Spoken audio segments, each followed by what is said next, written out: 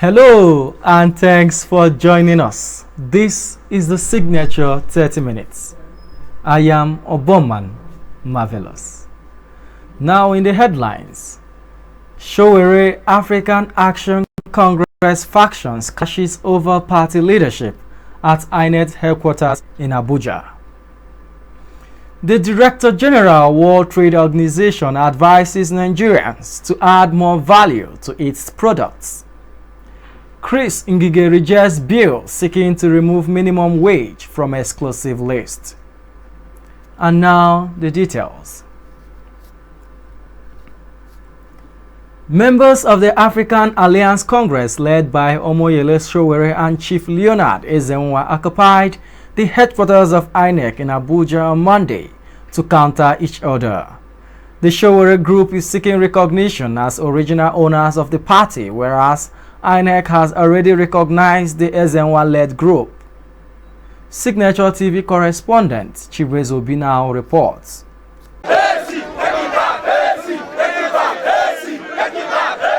The protest, which started around 10:30 a.m., was as a result of leadership conflict within the party. Leonard-led faction protested with inscriptions on their placards, which include "Sowore is not our chairman," "Declare Sowore as impostor," among others.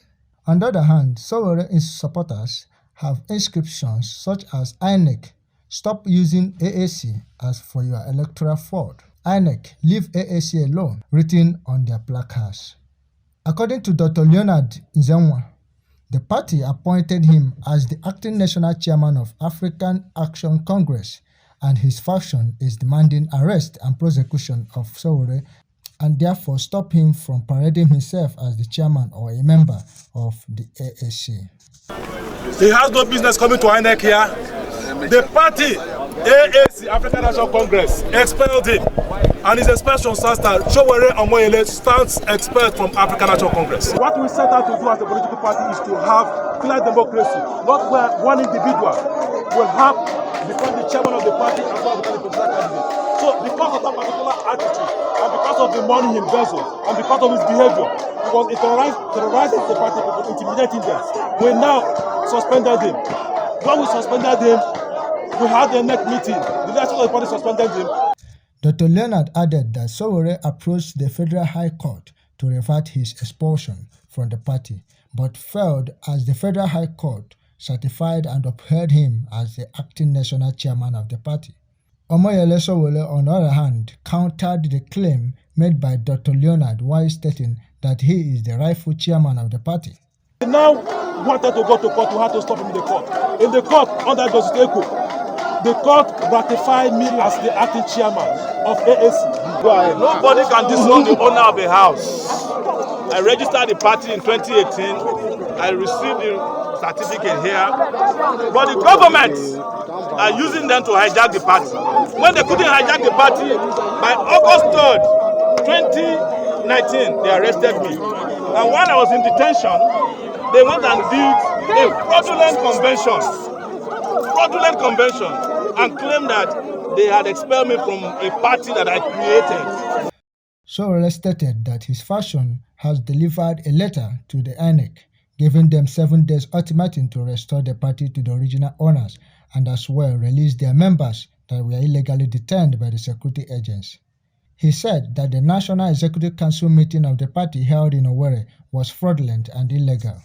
And now we have submitted the letter and given them 7 days. 7 days. Within 7 days, if they don't restore the party to the original owners and stop colluding with people who have been expelled from our party, we will occupy INEC all over the country. The African Action Congress is one of the political parties in Nigeria. The leadership crisis, which has led to a conflict within the party, is yet to be resolved as the two factions battle to take control of the party. Chibueze Obinao, Signature TV, Abuja. The Director General World Trade Organization, Dr. Okonjo-Iweala, has advised Nigerians to take advantage of the African continental free trade to add value to their products, promote and push for more trade. She gave the advice when she made a courtesy call to the Ministry of Foreign Affairs on Monday in Abuja. The Director General WTO urged women to take advantage and key into the trade, especially entrepreneurs. Signature TV correspondent Obomanu Marvelous was at the event and now reports. The Minister of Foreign Affairs, Geoffrey Onyeama, said that the World Trade Organization is an important tool for development and affirmed that the Director General will use her good office to set Nigeria on the path of prosperity. He pointed out that the Director General of World Trade Organization, Okonjo Iweala, was very instrumental to the delivery of vaccines to Nigeria. The Director General, who thanked Nigerians for their unwavering support and effort during her selection process, pledged her continued support to drive the nation to an enviable height. She announced that the World Trade Organization is assisting women entrepreneurs to access trade and also market their products in the international arena. Nigeria stands to benefit by encouraging and pushing more trade, becoming a bigger part of the multilateral trading system. And to do that, Nigeria has to produce more, add value to its products, and export more. Right now, Nigeria has 0.3% of world trade and 19% of Africa trade. I mean, you could see that as very small, but you could also turn it around and see it as a big opportunity to make use of what has happened with the African Continental Free Trade Agreement.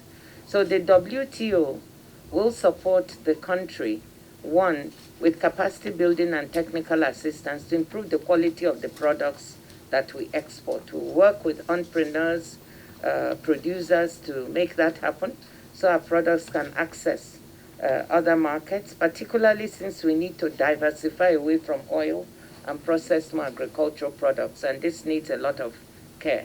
So we hope to be able to provide that directly. We want to support women entrepreneurs because we have a part of the organization called the International Trade Center that has the capacity to train women entrepreneurs and help them access international international markets.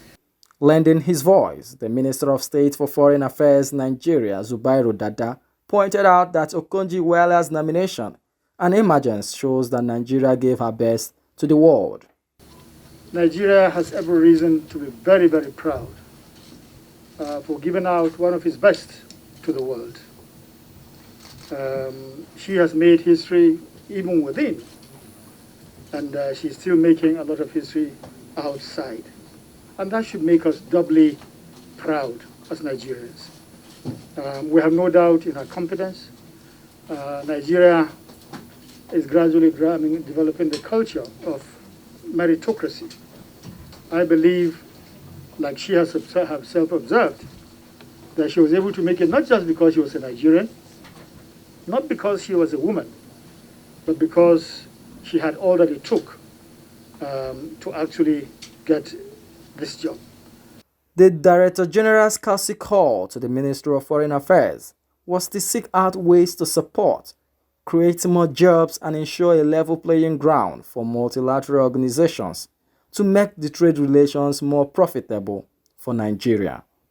I am Obomanu Marvelous for Signature TV, Abuja.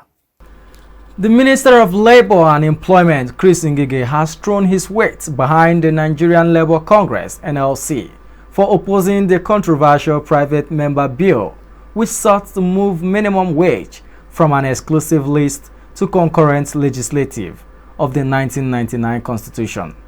The bill, sponsored by Honorable Garba Dati Mohammed, represented Sabon Gari Federal Constituency in Kaduna State. Chris Ngige, while speaking on a radio program monitored by Signature TV on Monday, said all over the world the minimum wage bill is on the exclusive list and not on the concurrent list, while also stating that the bill is a public bill and not a private bill. Public bills deal with matters affecting the public generally and are usually introduced by a government minister, while a private member's bill deals with matters affecting the public generally, but it is introduced by a member of parliament who is not a minister. Rearticulating the stance of the NLC, the Deputy General Secretary of the NLC, Ismail Bello, also commended the Minister of Labour, Chris Ngige, for standing with the union at a time like this. The Nigerian Labour Congress (NLC) across the nation took to the streets on Wednesday in protest of the planned removal of minimum wage from the exclusive legislative list, which according to it is tantamount to declaring war on Nigerian workers.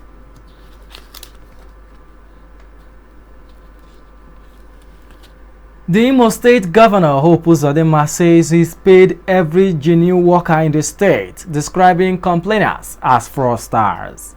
Governor Hope Uzodinma in Owerri on Monday, while addressing newsmen as part of activities marking his first anniversary in office, said ghost workers and ghost pensioners had been receiving monthly salaries and pensions in the state.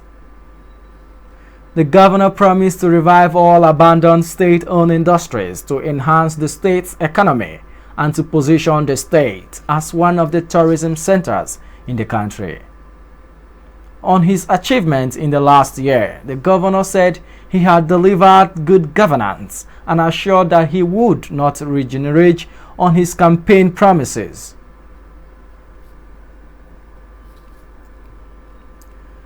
Gunmen believed to be bandits have attacked another school in the Rema area of Kaduna State, northwest Nigeria. During the attack, an unconfirmed number of pupils and teachers are feared to have been abducted.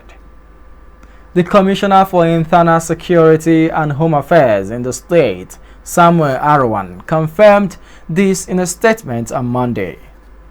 He noted that the primary school attacked by the bandits is located in the Biringwari local government area of the state. According to the commissioner, the state government is currently obtaining details on the actual number of pupils and teachers reported to have been kidnapped. He noted that more details of the abduction would be provided soon.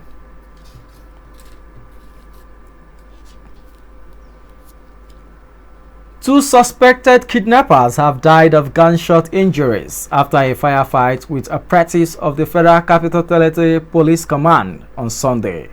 The incident occurred at Naharati village along the Abaji axis. The police spokesperson, Mariam Yusuf, said the deceased died while receiving treatment at the hospital. She explained that the command has launched a manhunt for the other fleeing suspects.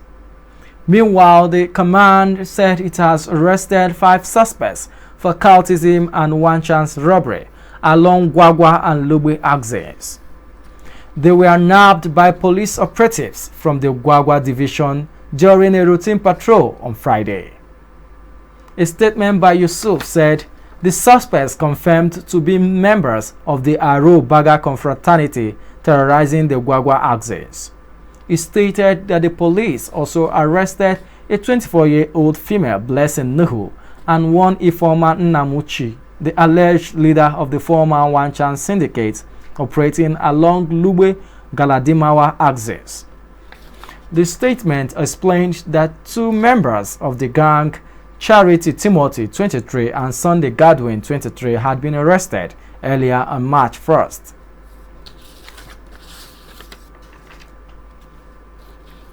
All staff of the Federal Capital Territory Administration (FCTA) are to submit themselves for the COVID-19 test. A circular issued by the FCTA Health and Human Services Secretariat has stated. The statement indicated that the order followed the Permanent Secretary's order during an FCTA management meeting on February 18, 2021, that the Health and Human Services Secretariat should conduct a COVID-19 test for all the staff of FCTA. A team of Federal Capital Territory health workers were thereafter stationed at the FCTA Secretariat and other designated locations from Monday 1st to March to the Friday 5th of March for the exercise. It was also gathered that during the pendency of the pandemic, FCTA workers must submit the SEMPs for the COVID-19 test when directed to do so. However, Federal Capital Territory Administration Health and Human Services Secretariat had advised every eligible Nigerians to take the COVID-19 vaccine to curtail the further spread of the virus. Acting Secretary of the Secretariat, Dr. Mohammed Kawu, gave the advice on Sunday in an interview with newsmen in Abuja. Kawu said the country would not be considered safe until 70% of the nation's population was vaccinated against the COVID-19 pandemic. He also added that FCT got 219,800 doses of vaccines from the National Primary Healthcare Development Agency, adding that the priority was to vaccinate all the health workers in the Federal Capital Territory. He explained that the brand of COVID-19 vaccine currently being used in Nigeria is safe and efficacious.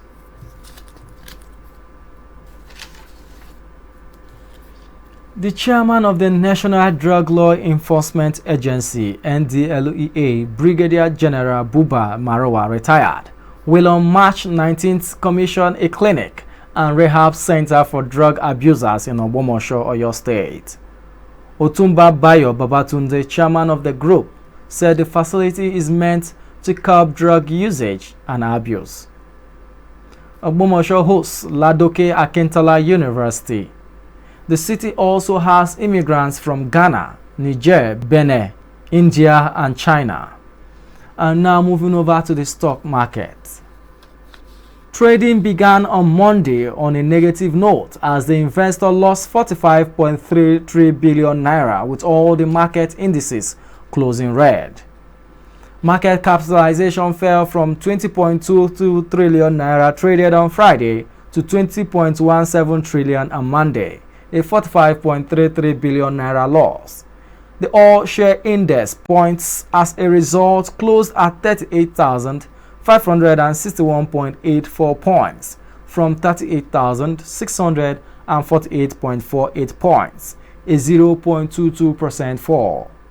In the like manner, the volume of traded stocks fell to 184.5 million on Monday, a reduction from 293.97 million traded on Friday. The value also fell to 2.5 billion naira from 3.76 billion traded on Friday, a 33.2% fall. There were 17 gainers and 18 losers recorded on the floor. Wapik Insurance PLC was the highest gainer on the gainers chart. Other top gainers include Smurfit Northern Nigeria Flour Mill and NEM Insurance PLC. However, the top losers was Ragalins Insurance PLC, Livestock Fields PLC, Nigerian Breweries, and Jais Bank were other top losers. Fall in the share prices of Zenith Bank, Guaranty Trust Bank, and Dangote Sugar anchored the 45.33 billion naira loss. And now moving over to the foreign scene. Ugandan opposition leader Bobi Wine was arrested on Monday as he took part in a protest in the capital, according to a post on his Twitter page.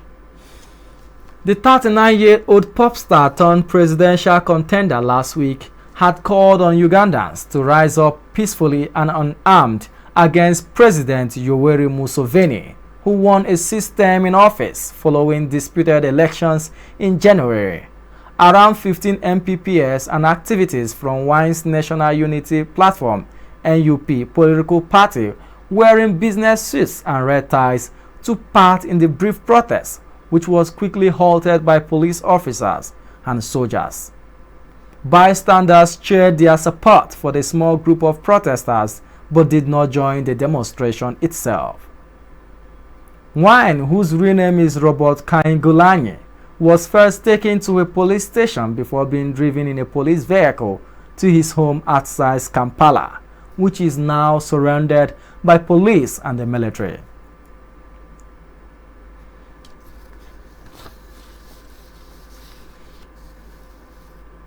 And now on the entertainment. Nigerian pop star Davido has congratulated Burna Boy and Wizkid for winning in different categories at the 63rd Grammy Awards. Wizkid won the award for his first effort in Brown Skin Girl by Beyoncé, Blue Ivy and St. John, which is from Beyoncé's Lion King, The Gift album. The song won Best Music Video, beating Future and Drake Life is Good, Harry Styles Adore You, Anderson .Paak Lockdown, and Woodkid Goliath. Burna Boy also clinched his Grammy Award after winning the Best Global Music Album category for his album Twice as Tall. Congratulatory messages have since been pouring on for the two singers. Joining the train on Monday, the famed crooner described the development as a victory for Nigeria as well as its people and culture.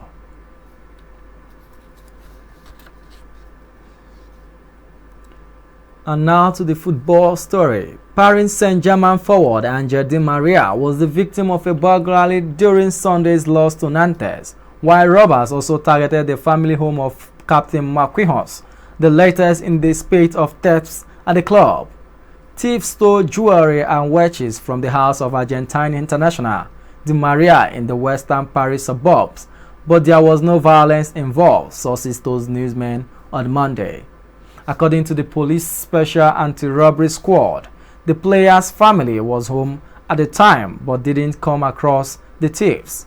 A source close to the case explained to the police. The value of stolen goods has yet to be assessed, but is said to be less than 500,000 euros. Di Maria last week signed a one-year extension to his Paris Saint-Germain contract until 2022. He was replaced an hour into the 2-1 loss to Nantes, following a discussion between sporting director Leonardo and coach Mauricio Pochettino. The family home of Brazilian international Marquinhos was also robbed in the Paris region. The player's father and two sisters were harmed during the break-in. A police source said the father was struck in the ribs by the attackers, but no injuries were sustained. Several bags containing valuables were stolen, the contents of which have yet to be determined.